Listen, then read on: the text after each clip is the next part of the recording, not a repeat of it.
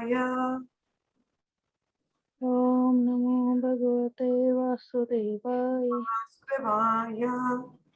ओम नमो भगवते वासुदेवाय। नारायणं नमस्कृत्यं नरं चैव नरोत्तमं देवीं सरस्वतीं व्यासं ततो जयमुदीरयेत्। नष्टप्रायेषु भद्रेषु नित्यं भागवत सेवया भगवती उत्तमा श्लोके भक्तद्भक्ति निष्ठिकीतयि।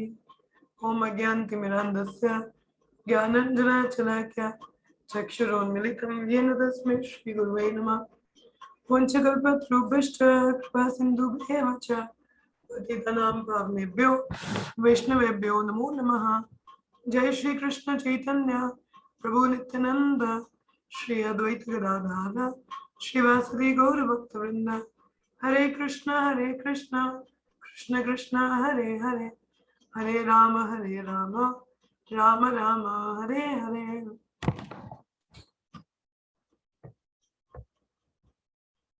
We are studying Canto 1, Chapter 15, श्लोक संख्या 29। वासुदेवांग्रि अनुध्यान परिभ्रमितरंभसा भक्त्या निर्मातिता शेष कश्यधीशानु अर्जुन। वासुदेवांग्रि अनुध्यान परिभ्रमितरंभसा भक्त्या निर्मातिता शेष कश्यधीशानु अर्जुन। वासुदेवांग्रि अनुध्यान परिभ्रमितरंभसा भक्त्या निर्मातिता शेष कश्यधीशानु अर्जुन। पूजा माता जी श्लोका पढ़ो। हरे कृष्ण माता जी। वासुदेवांगरि अनुध्यान परिभ्रमिता रंभसा भक्त्या निर्मथितेसा कस्याधीसनो अर्जुन। ओके, आस्था पढ़ो श्लोका। वासुदेवांगरि अनुध्याय परिभ्रमितरंसः भक्त्या निर्मातितस्तेषा कषायाधीशम् अर्जुन।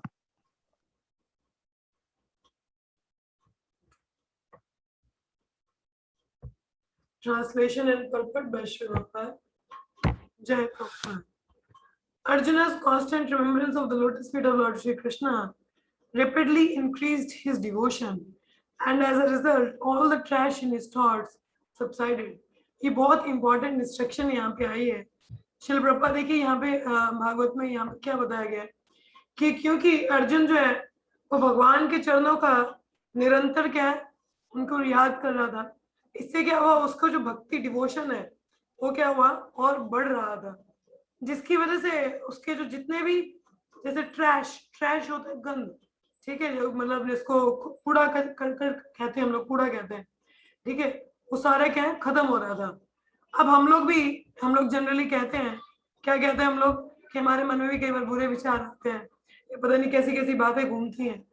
तो यदि हम भगवान का निरंतर स्मरण करते रहे तो हमारी भक्ति उनके प्रति और बढ़ेगी, जिसका रिजल्ट क्या होगा, हमारे जितने भी जो गंदे विचार हैं वो सब खत्म हो जाएंगे। क्या होंगे?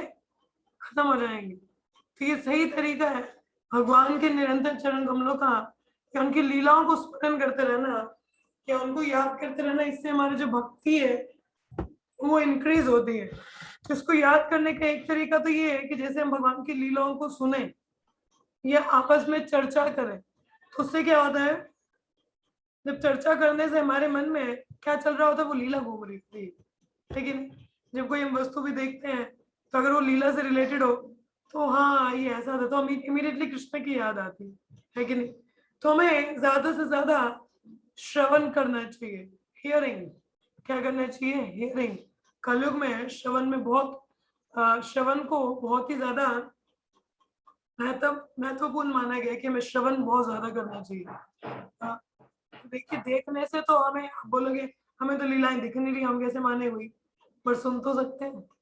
अब जैसे दुनिया में तो कई जगह पता चलता है, सुनते हैं हम लोग न्यूज में कि यहाँ पे ये हो गया, वहां पे ये हो गया, बड़ी जल्दी मान लेते हैं, आपके पर्सनली जाके वहां देख रहे हैं, नहीं, वो भी सुन के आप समझ रहे हो ना कि नहीं ऐसा हो रहा है वहां पे।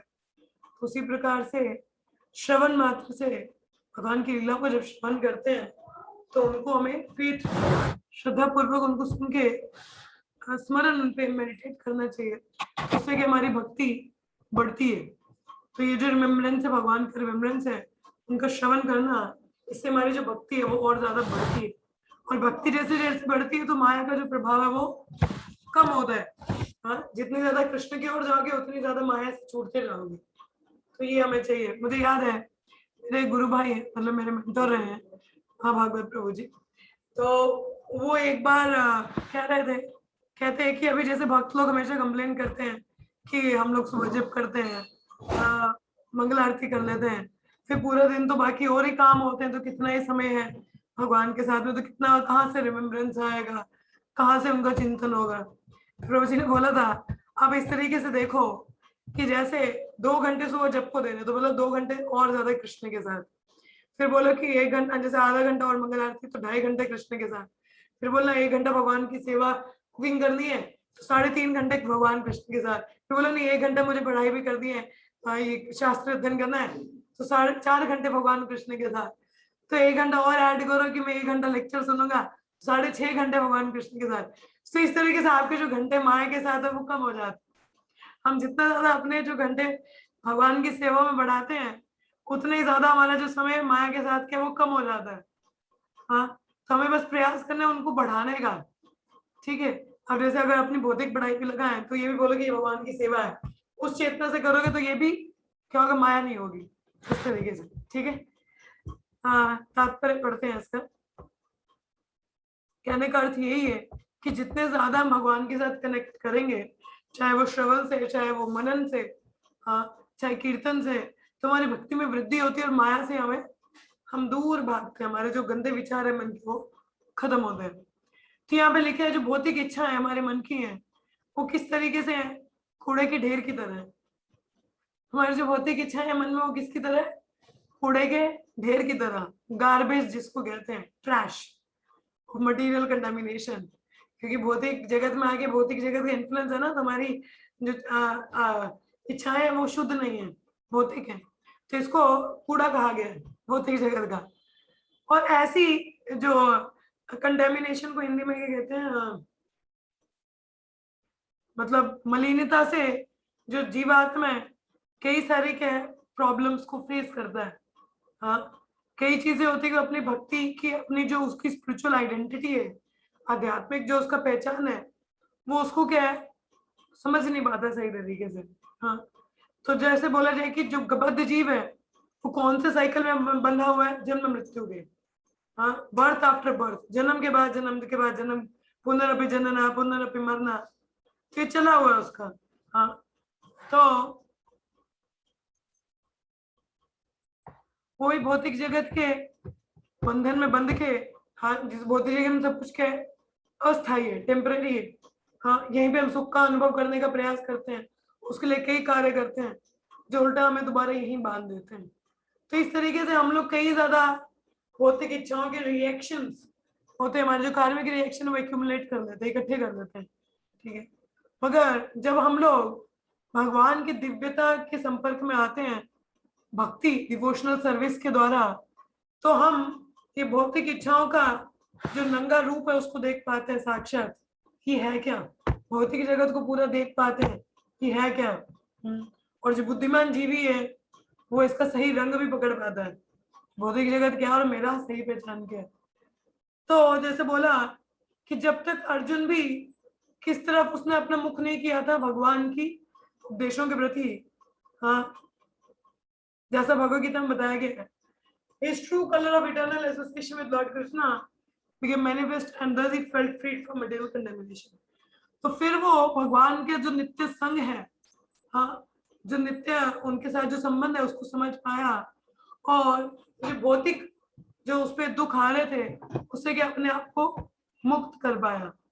तो यदि हम भौतिक कलमश से फ्री होना चाहते हैं तो उसका सही तरीका क्या है, अपने आप को भगवान के साथ संबंध जोड़ना, अपने आप को उनके संबंध में देखने की मैं तो उनसे उनका हूँ।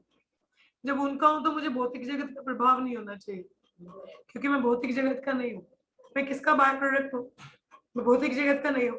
किसका अंश हूँ? भगवान का, जो सदैव आनंद में ही रहते हैं। तो वो आनंद में रहते हैं तो मेरे को भी आनंद में रहना चाहिए। मैं दुखी क्यों? क्योंकि मैं अपने आप को ये शरीर समझ रहा हूँ जो मैं हूँ नहीं, और इस भौतिक जगत में सुख को ढूंढने का प्रयास कर रहा हूँ जो मिलेगा नहीं, क्योंकि यहाँ सब कुछ नाशवान है। सॉरी, यहाँ पे सब कुछ टेम्परेरी है। हाँ, तो वो बेवकूफी होती है हमारी। तो जब तक हम भगवान की वाणी की तरफ नहीं मुड़ते, उनकी तरफ मुड़ के नहीं देखते, तब तक हमें ये कष्ट भोगने पड़ते हैं। जैसे उदाहरण दिया जाता है कि एक वृक्ष पर दो पंछी बैठे हैं, एक है आत्मा और एक परमात्मा। तो जो आत्मा है उस वृक्ष के फल के खाने में बिजी है, उसको कोई परवाह नहीं है कि यहाँ कोई और भी बैठा है। उसी प्रकार से हम इंद्रिय भोग में लगे हैं, हमें ये नहीं पता कि हमारे साथ परमात्मा भी है, और परमात्मा हमें गाइड करते रहते हैं अंदर से, मगर वो आवाज हमें सुनाई नहीं देती, क्योंकि हम भौतिक कार्यकलापों में इतने मग्न हैं कि हमें भगवान की वाणी नहीं सुनाई देती। और भगवान बहुत धैर्य से वेट करते रहते हैं कि कब ये व्यक्ति मेरी तरफ मुड़ के देखेगा, हाँ, तब मैं इसको जोर से बताऊं कि देखो जो कर रहे हो वो गलत है।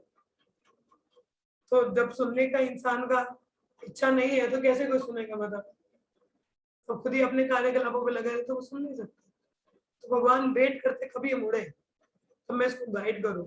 तो हमें भगवान के प्रति मुख मोड़ना है, उनकी तरफ जाना है, तभी हमें सही ज्ञान मिलेगा। भगवान भगवत गीता में 10वें अध्याय के 10वें श्लोक में, मेरा बहुत फेवरेट श्लोक है ये, से भगवान बताते हैं, तेषां सततम युक्तानां भ्रष्टं प्रीतिपूर्वकं दहमी बुद्धि योगं तं येन मम उपयन्ति ते, कि one who constantly engage in my devotional service, I gave the intelligence by which he can come to me, कि जो निरंतर मेरी सेवा में लगा रहता है, मैं उसको बुद्धि प्रदान करता हूँ कि मुझ तक कैसे आना है। तो होता क्या है, कभी कभी जब मुझे कुछ समझ नहीं आता कि क्या सही है क्या गलत है, कई बार बहुत कंफ्यूज हो जाती हूँ मैं। कंफ्यूज मतलब कई बार ऐसा डिलेमा होता है मन में, तो उसमें फिर मेरे को ये श्लोक याद आता है, फिर मैं सोचती कोई बात नहीं, अपनी सेवा करते रहो, भगवान खुद आपको बुद्धि देंगे क्या करना है क्या नहीं करना। ये श्लोक बहुत ही मुझे पसंद है, तो क्योंकि बताता है कि भगवान बुद्धि देते हैं, तो उसके लिए हमें भगवान की सेवा भी तो करनी है। उनकी सेवा में लगे रहेंगे तो अपने आप हमें ज्ञान मिलेगा कि हमें क्या करना है क्या नहीं करना है, किसका संग लेना है, किसको सुनना है, कहाँ जाना है, क्या करना चाहिए, अपने आप बुद्धि मिलती है। अगर उसके लिए हमें सेवा में लगना बहुत जरूरी है। भौतिक जगत में आया की सेवा करोगे तो भगवान कैसे गाइड करेंगे आपको? बहुत दिक्कत है फिर। तो वो मैं उसके लिए भगवान के उपदेशों को हमें पढ़ना है, समझने का प्रयास करना है, शुद्ध भक्तों का संग करना है, उनसे सीखना है, फिर हम क्या ज्ञान मार्ग पर चल पाएंगे। इस श्लोक में भगवान बता रहे हैं, गीतम भगवता ज्ञानम यत्तत्संग्रम मूर्धनि कला कर्म तमोरुद्धम पुनरअध्यागमत् प्रभु। यहाँ पे बोला है क्योंकि भगवान की लीला है, उनकी जो कार्यकलाप,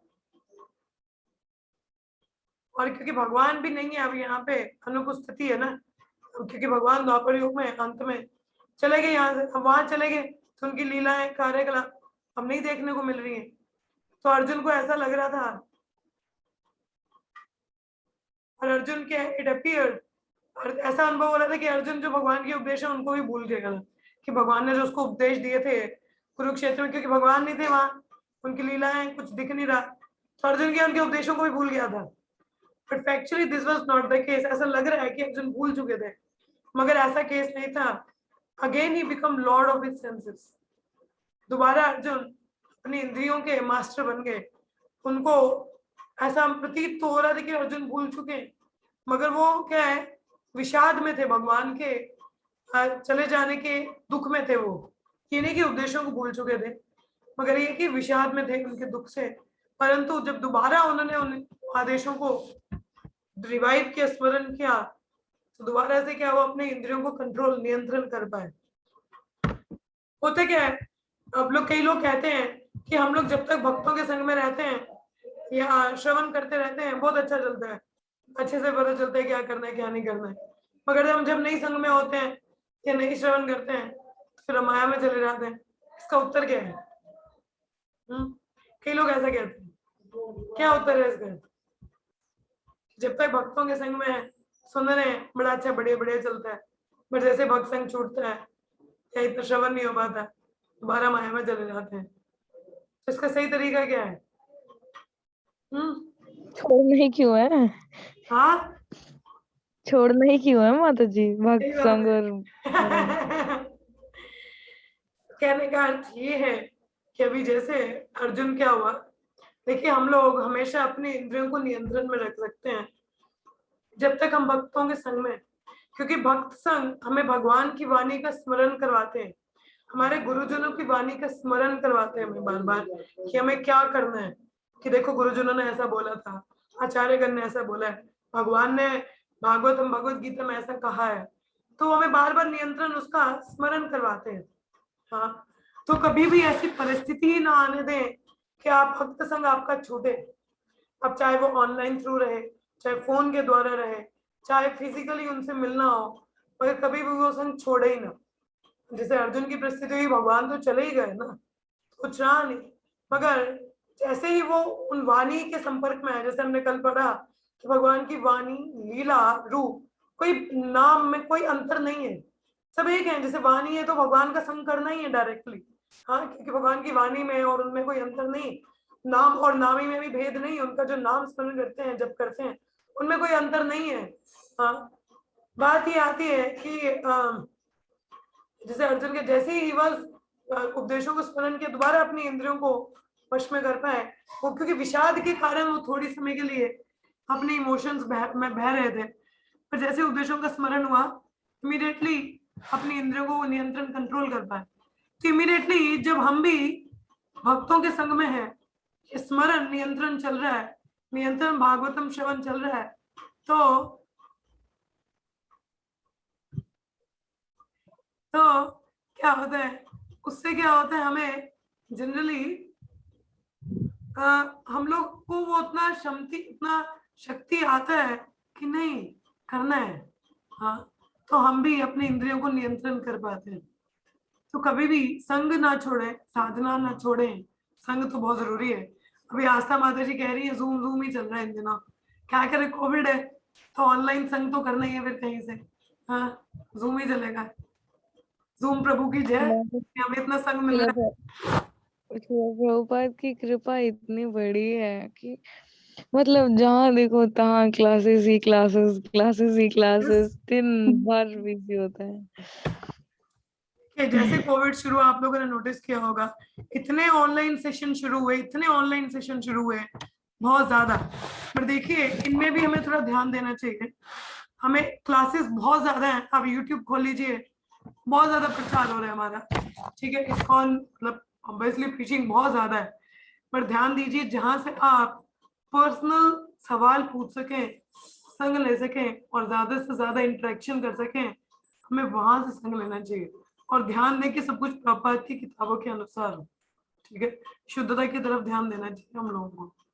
तो बेहतर है कि अपने वरिष्ठ वैष्णवों या गुरु महाराज उनका श्रवण तो रेगुलर नियंत्रण करते रहना चाहिए, क्योंकि वो हमें कनेक्ट करते हैं, तो वो जरूर रखिए, ठीक है। ये साधुमती माता जी आप कुछ कह रहे हो? हरे कृष्ण। नहीं माता जी, नहीं नहीं। कुछ कह रहे हो आप? नहीं, ना। तो यही अर्थ है कि जैसे ही हमें स्मरण होता है शास्त्रों का या भगवान की लीलाओं का या भक्तगणों को जैसे हम सुनते हैं, तो हमें गुरु की आज्ञा का स्मरण होता है, तो फिर क्या होता है, इस भौतिक जगत से निकलना बहुत आसान हो जाता है। जैसे बोले कि जो एक बद्ध जीव है वो अपने कर्मों के अनुसार क्या है, बंधा हुआ है यहाँ पे। हाँ, मगर जो सुप्रीम भगवान परमेश्वर है जब धरती पे आते हैं, उन पे समय का प्रभाव नहीं होता, क्योंकि उन पे कोई इन्फ्लुएंस नहीं होता, क्योंकि भगवान के लिए भगवान समय से प्रभाव से परे है, ठीक है। भगवान की जो कार्यकलाप है वो नित्य है और हमेशा, और वो किसकी, उनकी अंतरंग शक्ति उसका मतलब उसके द्वारा प्रदर्शित होते हैं। तो जितने भी भगवान की लीलाएं हैं, ये कार्य हैं, वो सारे के आध्यात्मिक हैं, ठीक है। जो कि जो नॉर्मल भौतिक जगत का लोग है वो सोचते हमारी तरह ही लीलाएं कर रहे हैं। अब जैसे दुर्योधन है, जब दुर्योधन को भगवान शांति दूत बन के गए थे, तो भगवान ने उसको पार्शियल विराट रूप दिखाया था, पूरा विराट रूप नहीं, मतलब छोटा सा नमूना ट्रेलर दिखाया था दुर्योधन को, ताकि दुर्योधन समझ सके। और दुर्योधन भी उस समय क्या सोचा उसने, मेरे जैसा ही है, पर ये कि थोड़ी सी मिस्टेक और है इसमें, और कुछ नहीं। उसने भगवान को ऐसा समझा, ये नहीं सुना भगवान ने बोला नहीं मेरे जैसा ही है, मुझे कि थोड़ी सी मिस्टेक पावर इसमें, मेरे से ज्यादा और कुछ नहीं है। नहीं, भौतिक जगत के लोग भी ऐसे समझ लेते हैं कि इनके कार्यकलाप हमारे जैसे ही है, पर ऐसा नहीं है। हाँ, it so appeared that Arjuna and the Lord were engaged in the battle of Kurukshetra as the other party was also engaged. But actually the Lord was executing his mission of incarnation. देखिए, अब जैसे भगवान और अर्जुन युद्ध भूमि में थे, तो कोई मान सकता है वो भी युद्ध कर रहे हैं जैसे दूसरी पार्टी लड़ रही है, बट एक्चुअली इंटरनल रीजन क्या था उसका, जो अंदर की बात थी, वो ये थी कि भगवान अपना मिशन एग्जीक्यूट कर रहे थे। और भगवान का मिशन क्या था, पहला तो अपनी दिव्य लीलाओं से भक्तों को आकर्षित करना, दूसरा जितने भी पापी तापी लोग हैं उन सबका संहार करना। और कुरुक्षेत्र के युद्ध में यही हुआ, जितने भी पापी लोग थे, दुष्ट आत्मा थे, उन सबका विनाश हुआ। अपने नित्य पार्षद अर्जुन के साथ उन्होंने ये कार्य पूरा किया। तो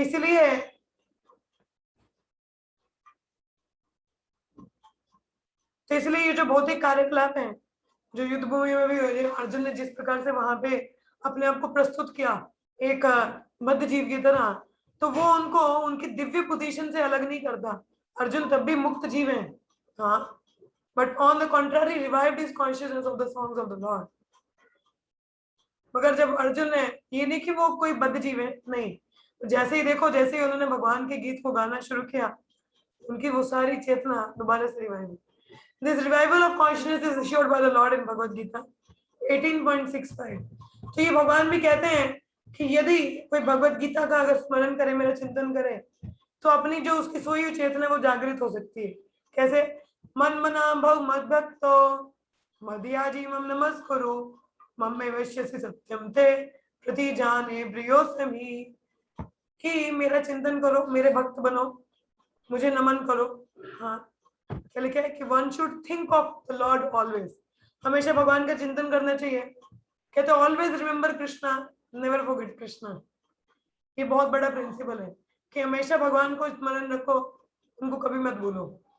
कोई अगर ऐसा रख रहे हो हमेशा कृष्ण भावना में रहेगा, तो और हर किसी को भगवान का भक्त बनना है, उनको नमस्कार करना है, और जो इस तरीके से जीता है उसको हमेशा भगवान की कृपा उस पर रहती है, भगवान की शरण हमेशा उसके ऊपर छत्र छाया रहती है, इसमें कोई डाउट नहीं है, ये नित्य सत्य है। और अर्जुन तो भगवान का क्या है, बहुत ही क्लोज फ्रेंड था ना, वो कैसे भगवान को बोल सकते हैं। और अर्जुन की कोई इच्छा भी नहीं थी लड़ने वड़ने की, but he fought for the mission of Lord.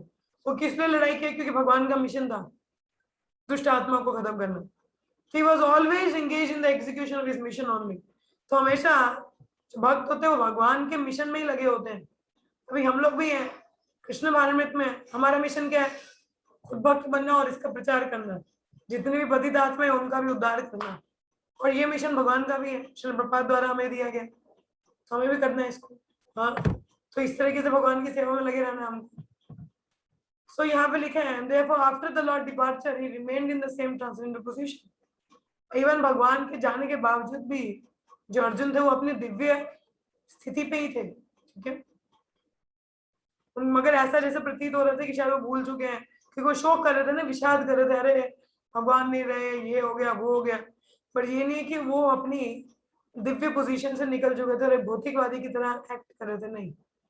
इसीलिए वन शुड देयरफॉर हमेशा अपने कार्यकलापों को, अपने जो जीवन है उसको इस तरीके से करना चाहिए कि भगवान का जो मिशन है, ये प्रचार प्रसार, उनका गुणगान होना, इस तरह से मोल्ड करना चाहिए कि इस तरीके से हमारे कार्यकलाप लगे रहे। और ऐसा करने से क्या होगा, जिस भक्त का जीवन केवल भगवान को समर्पित हो, उनके गुणगान के लिए हो, उसका भगवत धाम जाना गारंटी है। और यही जीवन का परफेक्शन भी है। मनुष्य जीवन की अगर कोई बात करे कि परफेक्शन क्या है, तो वो क्या है, भगवत धाम कोई जा सके। हाँ, इस मनुष्य जीवन में ही, तो इसी समय काल में भगवत धाम अगर कोई जा सके तो ये परफेक्शन है हमारे जीवन का। हम समझ लेंगे हमारा जीवन का सफल हो गया, भगवत धाम जा सके। उसका जाने का एक ही तरीका है, भगवान का स्मरण, उनके मिशन में इंगेज रहना, तो उनकी सेवा में इंगेज रहना। आगे आ रहा है, विशोक ब्रह्मा संपताया संचिना द्वैत संशया लीन प्रकृति निर्गुण्यान अलिंगात्वत असंभवा।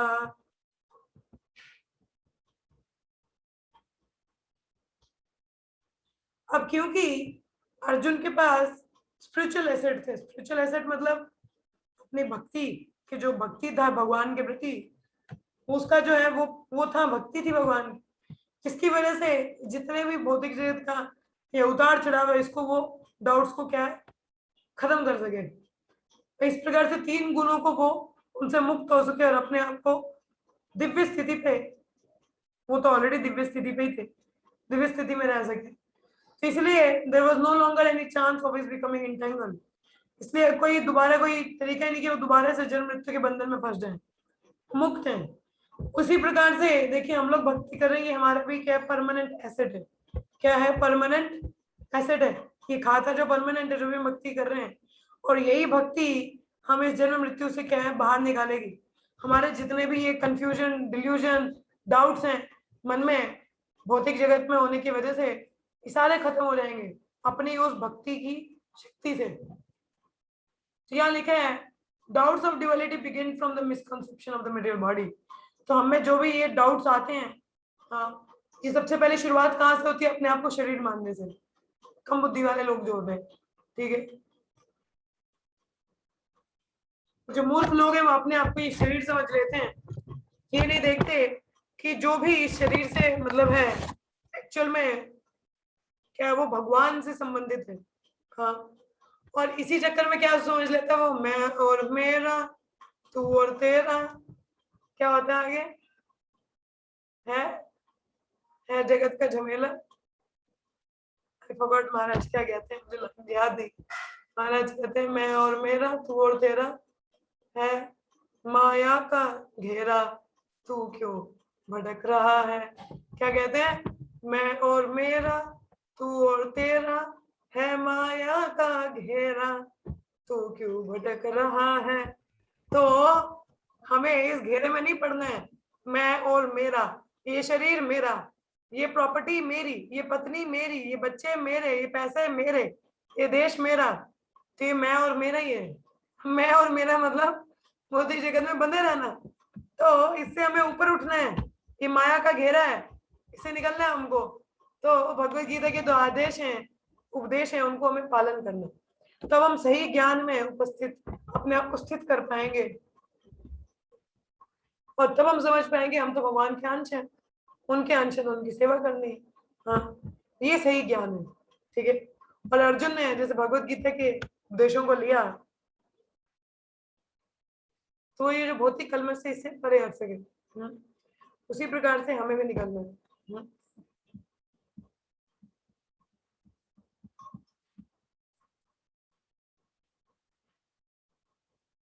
इस प्रकार से जब हम भगवान की वाणी का संग करते हैं, उनकी लीला स्मरण करते हैं, भगवान के हमेशा संग में रहते हैं। तो भगवान के संग में रहना, तो जैसे मैंने बोला कि भगवान सूर्य के समान है। अब वो सूर्य के समान है तो अंधकार नहीं होगा।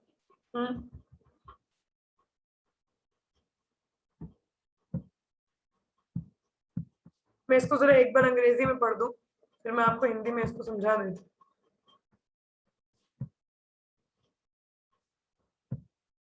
Arjun took up the instructions of Bhagavad Gita. He could at once eradicate the material conception of Lord Krishna, his eternal friend. तो यदि हम भी भगवान के उपदेशों को धारण करेंगे, अपनाएंगे जीवन में, तो हम भी इमीडिएटली ये जो हमारा मटेरियल कॉन्सेप्ट है, अपने आप को शरीर समझना, मैं और मेरा वाला, ठीक है, इससे मुक्त हो सकते हैं। He could realize that the Lord was still present before him by his instruction, by his form, by his pastime, by his quality, and everything else related to him. जैसे अर्जुन भी देख पा रहे थे कि भगवान तो अपने नाम, रूप, वाणी के द्वारा प्रस्तुत है, अभी भी प्रस्तुत है।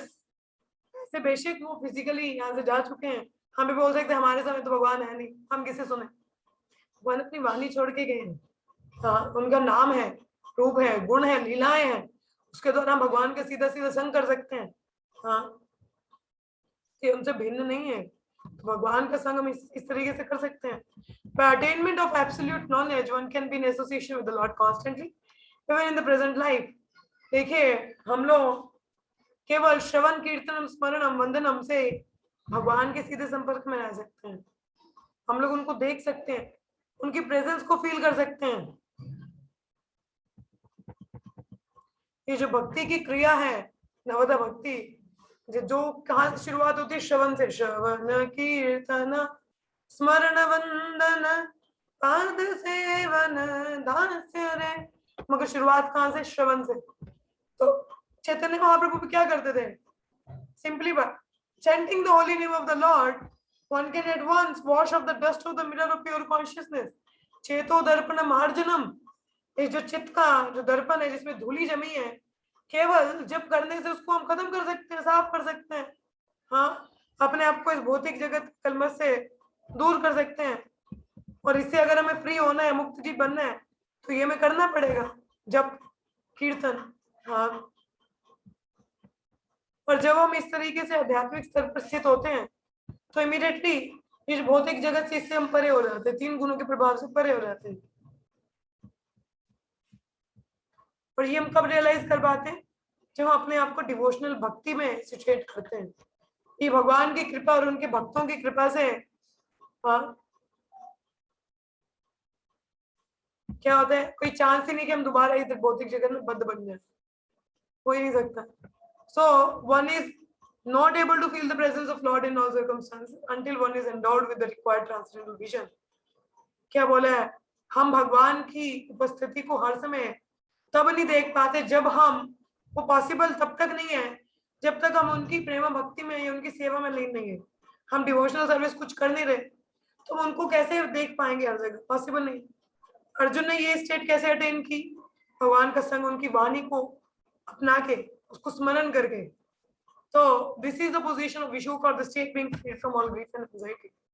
ये कब पॉसिबल है? जब हम भगवान का संग, उनकी वाणी, लीला, नाम रूप, गुणगान से करते हैं। जब निरंतर भगवान की सेवा में लगे रहेंगे, तो बहुत ही मजाल है कि ये गुण हमें छू लें। पॉसिबल है, हम इनसे परे होकर सिचुएट हो सकते हैं और आनंदमय तरीके से अपने जीवन को व्यतीत कर सकते हैं। तो ये सीक्रेट है, हाँ, कि भक्ति में लगे रहने का। तो नवदा भक्ति है, कई 9 तरीके की भक्ति है। श्रवण कीर्तन स्मरण वंदन, किसी भी तरीके से भगवान के साथ संपर्क कर सकते हैं, यही तरीका है। ठीक है, तो यहीं पे विराम लेते हैं हम लोग। तो आप में से किसी का कोई प्रश्न हो या कोई कुछ कहना चाहे तो कह सकते हैं, 3 मिनट है हमारे पास। हाँ जी, किसी का कोई प्रश्न है, कोई कुछ कहना चाहे? Very good.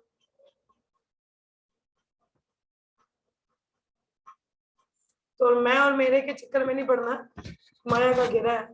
ठीक है, सब कुछ भगवान की सेवा में लगाना है। ठीक है, यस माता जी, बोलिए। माता जी प्रणाम माता। हाँ जी माता जी, बताइए। प्रणाम माता, जैसे आपने जूम की बात की, ऑनलाइन की बात की, सच्ची बताऊं, मैं 8 साल से जुड़ी हुई हूँ मंदिर से, ठीक है, इस्कॉन से। बट मुझे लगता है 6 साल में मैंने कुछ सीखा, ऐसी बात नहीं सीखा, बट जितना मैंने 2 साल में सीखा, वो भी घर बैठ के। और कितने अच्छे मतलब संतों का भी संग मतलब चल रहा है, अच्छी मतलब नॉलेज मिल रही है घर बैठे बैठे। और मैं तो इतना सोच भी नहीं सकती थी सच्ची में कि मैं ऐसा कर पाऊंगी, लेकिन प्रभुपाद और गुरु महाराज जी की और सब भक्तों की कृपा हुई, और अपने मतलब फैमिली को भी टाइम दे पाई घर बैठ के, और भक्ति भी अच्छे से प्रभुपाद जी और गुरु महाराज जी की कृपा से कर रही हूँ अपनी गौनीता जी की सेवा। हाँ जी माता जी। तो माता जी, एक चीज मैं जरा बताना चाहूंगी। ये मीटिंग एक्चुअली खत्म होने वाली, आप लोग दोबारा से ज्वाइन करेंगे? कि किसी और का और भी प्रश्न होगा तो मैं ले लूंगी। आप लोग प्लीज दोबारा ज्वाइन करिए इसको, मैं इसको खत्म कर रही हूँ। प्लीज ज्वाइन अगेन, आप लोग दोबारा ज्वाइन कीजिए।